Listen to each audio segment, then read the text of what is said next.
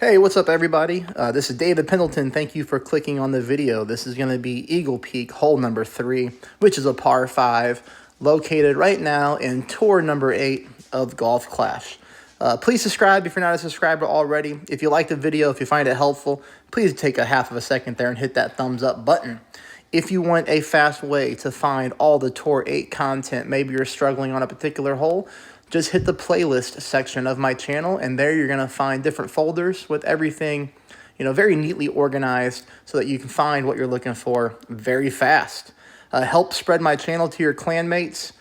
Tour number 8, we're going to teach you how to play it. It gives you 13 clan points per win. And, by following my strategy on these holes, you're going to be winning at a very high rate. So, let's talk about the red X. Now, you can drive the ball over here if you want to. The best way to do so is to use a katana for the side spin. Now, if you've watched my Tour 8 strategy video, which is located in the description below, you're going to know that I'm not using those type of balls on this tour. I only use a navigator. So check out that video to find out why. But that is a very high-risk drive because you can hit the sand or you can get stuck in the rough. And I do believe that's going to happen a very high percentage of your time. Not only that, you have to use quite a bit of curl to get your ball over there too. And curl is, something that you don't need to use on this hole. We're going to play this hole straight up, right down the right-hand side of the fairway every single time, no matter what your wind is. We're going to use a navigator on a par 5. That's the only ball you need. You're going to be able to get to the green in 2 or right next to it every single time, no matter the wind. So don't waste a good ball on this hole. You don't need it. It's not going to give you an advantage. You need to be prepared that more times than not, if you and your opponent both end up on the fairway on the drive, you're going to a shootout. This is a very difficult albatross to drop. Shot number 1 is played at no elevation. Now, this fairway, it has a natural slope from right to left. So what that means is when you drive the ball on the right-hand side of the fairway here, your ball slopes down to the left, which you're going to see. So we need to add a little bit of curl and right side spin to every drive to counter effect that. And then shot number 2 is going to be played at 10% elevation. And what I do is I always play with the sniper. If you want to know how to level up your sniper very quickly, again, check out the Tour 8 strategy video in the description below. We're going to be using a max backspin shot, and we're really just trying to catch the way this green slopes down towards the pin. So let's go ahead and hop into some replays. Now, what I'm going to do here is I'm going to show you like one full game, okay, a match between an opponent and mine. And I'm also going to show you a lot of drives and a lot of approaches to pin and try to cover all the different wind angles. That way you can see how this hole plays out. So if you get tailwind, if you get crosswind, if you get headwind, you're going to get to see how it plays. So here's my shot here. Pretty much every time I'm going to go max top spin. I'm going to go 1 bar of side spin to the right. And as you know, like I said, I pull this at no elevation. And like I said, I always use a little bit of right curl. So here I'm using about half of a ball of right curl. And on this hole, I do have the habit to overpower my shots, which is nice because it teaches you how to hit a perfect ball at a higher needle speed, which comes good in the tournaments. But you can see there what I mean by the ball sloping from right to left, which is why we're using that spin and curl to counter effect that. So now we have our opponent taking a shot, and he's using an APOC, it looks like. He's also using a power 4 ball, wind resistance ball, 2. So this is a money ball. You have to pay to use this ball. And here you can see, I guess he's switching clubs. All right, so whatever. Extra mile 6, doesn't matter. You can see him stretching to max here.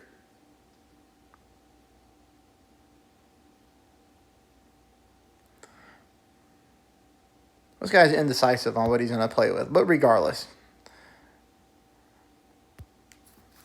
He takes his shot, hits a great ball to the left.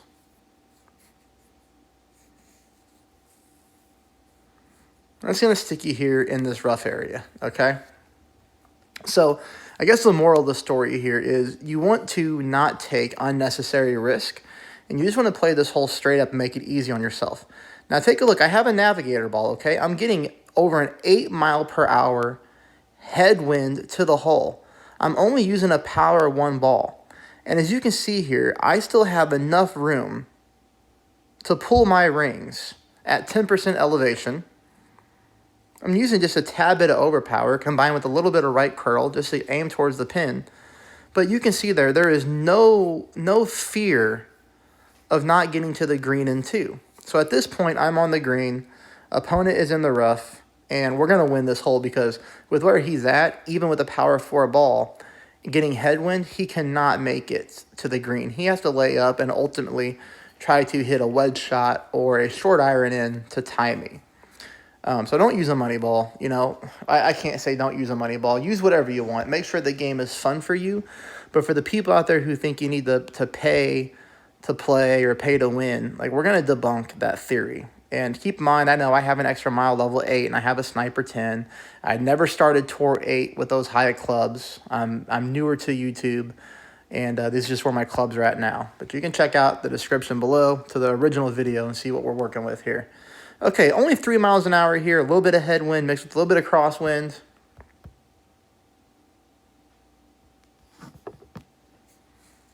As you can see, you know, here I'm using about a quarter ball of right curl.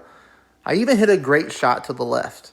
And not every replay I'm going to show you has a perfect shot, but there's so much wiggle room on this particular drive. You're going to be fine, unless you just severely hit a nasty ball. But as you can see there's a pretty significant slope from right to left, which is why we use the spin and why we use the right curl. So here's a higher mile per hour wind, 9.9. So on a wind like this, we like to have a little fun, okay? Max top, right spin. But in this situation, you can pull your rings, you know, just for accuracy purposes. You always want to do this no matter what. But in a tailwind this high, you can pull your rings, push back up to max.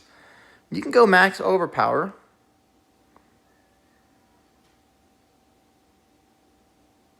And you can try to rip this ball down the fairway. Now, what I will tell you is, this is an unnecessary risk. As you can already see with the first 2 replays, we don't need to do this in order to make it to the green in 2. But every once in a while, it's just fun to just let a ball fly. If you were to hit a severely bad great shot, you could end up in the rough. And depending on how far up you go into the rough, you might still be fine to reach the green in 2. Only do that shot to have fun. Only do that shot when you have a high tailwind push, and then you'll be fine. But as you can see here, we're playing the same opponent. So this is the shot to pin after we went bombs away on the drive. And here is going to be played with, you know, your long iron of choice. For me, it's a Goliath. And I explain why a Goliath in my Tour 8 strategy video, which again is in the description below. So if you're curious on why the Goliath, you can see why there. But regardless, shot number 2, I'm playing at 10%. You can see the shot is definitely downhill. We strike a perfect ball, which is always key. And we come pretty close to sneaking that ball in the hole. So as you can see, that's a nice approach to the green for shot number 2. Here's another shot where I went bombs away on the drive. As you can see, I'm at minimum distance on my Goliath. You know, you always need to check whether you're at minimum, mid, or max of your club so you can be severely accurate. You know, the thing that I don't like about this shot is we are playing very close to the sand line. I do prefer the sniper shot with going max backspin, which you'll see here on a few replays.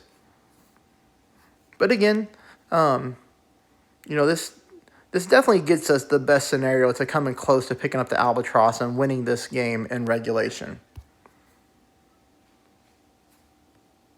So a little bit of headwind here. And again, I always go max top spin. I always go 1 bar right side spin. We add here half of a ball of curl to the right. That's just going to help us, again, counter effect that natural slope from right to left on this fairway.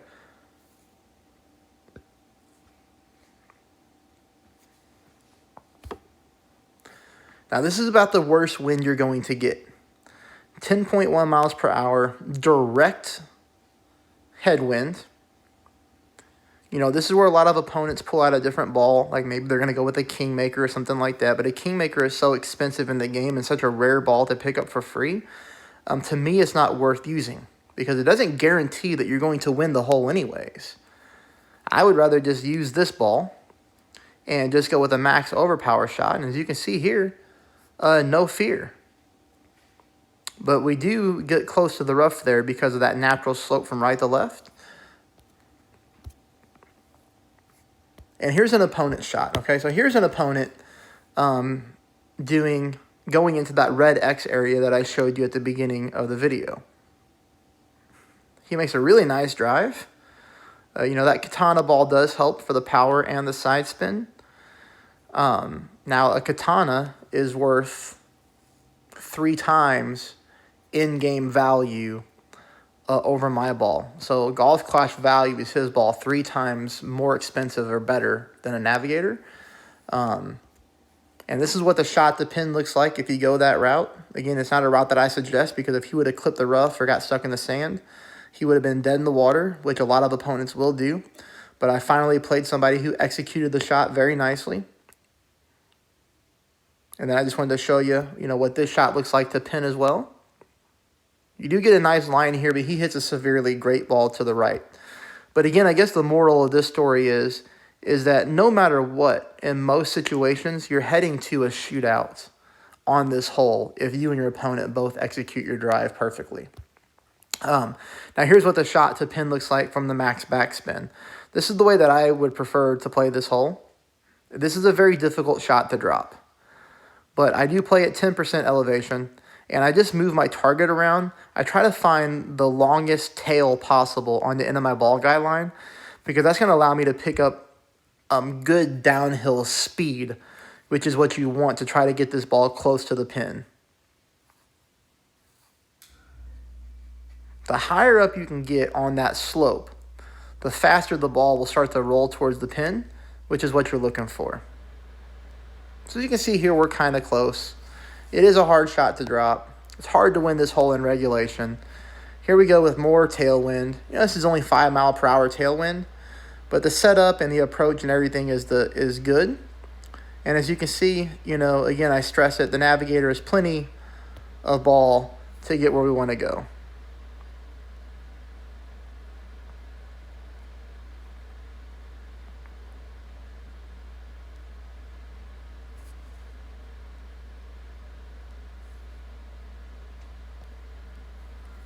So here's a 9 mile per hour wind, and I wanted to show this one to you because every once in a while, sometimes the game's just going to get you back-to-back headwind, very high strength.